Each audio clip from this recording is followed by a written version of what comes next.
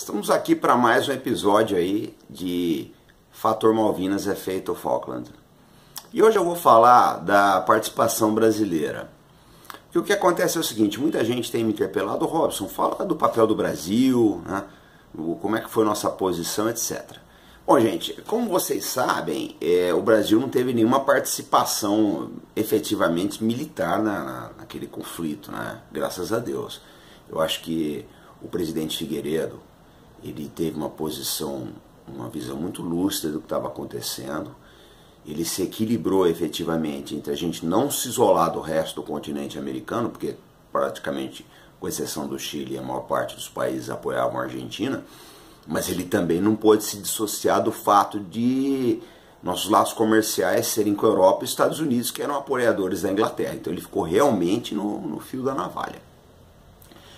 No dia 1º de abril, na noite de 1º de abril, que antecede a invasão se deu dia 2 de abril, como vocês se recordam, o chanceler argentino, Nicanor da Costa Mendes, ele ligou para o nosso embaixador em Buenos Aires, foi o Carlos Frederico Duarte, e dizendo o seguinte, que haveria uma movimentação no dia seguinte no Conselho de Segurança da ONU com relação às Malvinas, né? Ele não falou o que ia acontecer, ele já sabia da invasão, lógico, o chanceler tem que ter sido alertado. O embaixador brasileiro alertou Brasília, mandou telegrama para lá, etc., mas o fato é que nós fomos enganados, nós não sabíamos o que ia acontecer, o que é mais ou menos lógico, né, no início de uma coisa que pode destrambelhar para uma guerra, né? Então, como eu disse para vocês, o governo Figueiredo ficou numa situação muito difícil aí.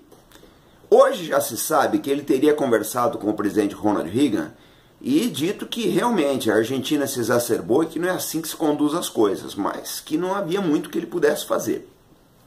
Só que recentemente foram liberados arquivos da ex-primeira-ministra Margaret Thatcher e eu consegui achar essa carta, que ela está na internet, depois se vocês quiserem a gente passa o link, etc., onde o governo Figueiredo escreve para Thatcher e diz para se procurar uma solução pacífica, etc., né? Então, realmente, nós tivemos uma posição muito equilibrada, muito bem neutra nesse conflito.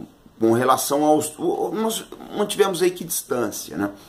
Aí tem gente que vai dizer o seguinte, fala, Robson, mas o Brasil emprestou aviões para a Argentina, emprestou aviões bandeirantes. De fato, emprestou.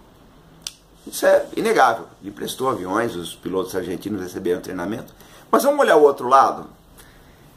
Quase no final da guerra, ou no meio da guerra mais ou menos, um avião Vulcan britânico que havia bombardeado Port Stanley pousou em emergência no aeroporto do Galeão, no Rio de Janeiro. Ora, aliás, eu vou fazer um vídeo sobre os Vulcan aí, tá? Eu estou sendo muito cobrado nesse aspecto, o pessoal sempre pede e nós vamos fazer. Estou estudando mais o assunto aí para depois a gente fazer uma coisa legal para vocês, nem que seja em vários capítulos. Mas o fato é, os protocolos da guerra, eles determinariam o seguinte, essa aeronave tinha que ser confiscada e a tripulação internada até o final do conflito. Foi assim na Suíça durante a Segunda Guerra Mundial, foi assim na Espanha e Portugal também parece que fez isso. A Espanha, inclusive, nem devolveu os aviões, ela incorporou a força aérea dela.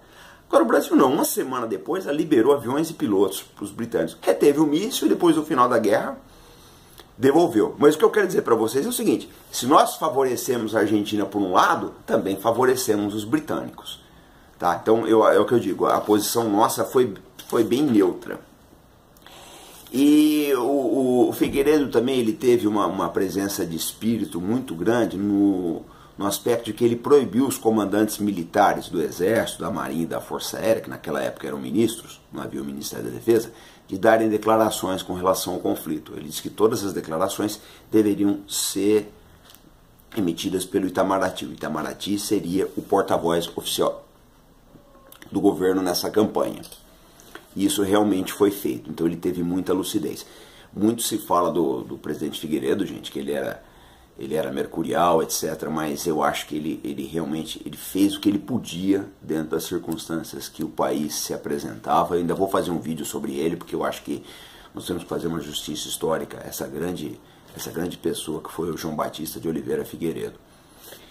E também, além do Vulcan devolvido, né, uma coisa importante que mostra bastante a lucidez e a ponderação do governo americano, do governo brasileiro, perdão, é que não ficou só nisso. No ano seguinte, 1983, a Guiana Holandesa estava dando uma série de problemas. O governo americano queria fazer uma intervenção militar e queria apoio dos brasileiros. O Brasil, como sempre, ficou em cima do muro, mandou o general, o Danilo Venturini, para a Guiana e pediu que ele fizesse conversações com o governo holandês. Ele era chefe da Casa Militar na época, né? Mas fizesse essas negociações, mas efetivamente eles saíram pela tangente e não apoiaram essa intervenção, essa pretensa intervenção do governo americano, que acabou não acontecendo, talvez por injunções nossas.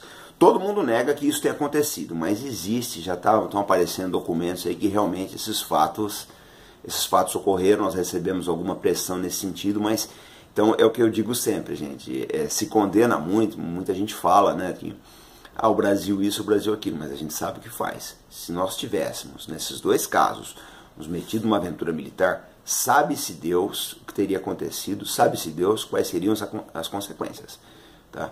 É aquela história, como muita gente diz, né, que você começar uma guerra é como abrir a porta de um quarto escuro, você não sabe o que vai sair dali. Então eu acho que o governo brasileiro teve muita ponderação, muita lucidez, foi moderado efetivamente, tá? E soube se manter ali no meio dessa tempestade, se manteve o rumo firme e realmente nós não saímos com nenhuma sequela desse conflito. Então é isso que eu tenho a dizer hoje, tá? Essa é a participação brasileira, e a gente pode estender mais para frente o assunto, vocês escrevam para cá com as observações de vocês que nós vamos trabalhando isso. Então eu quero dizer para vocês o seguinte, não vamos esquecer que tem a matéria da Aviação e Mercado número 7 aí, com as operações das Malvinas. Amanhã são 72 anos do término da Segunda Guerra Mundial, vai ter um vídeo nosso falando sobre isso daí, tá? E eu vou abordar de um tema que eu não vi ninguém abordar até agora, tá? De um ângulo que talvez dê muita polêmica, mas faz parte, eu acho que tem que ser abordado realmente esse ângulo da Segunda Guerra Mundial, tá?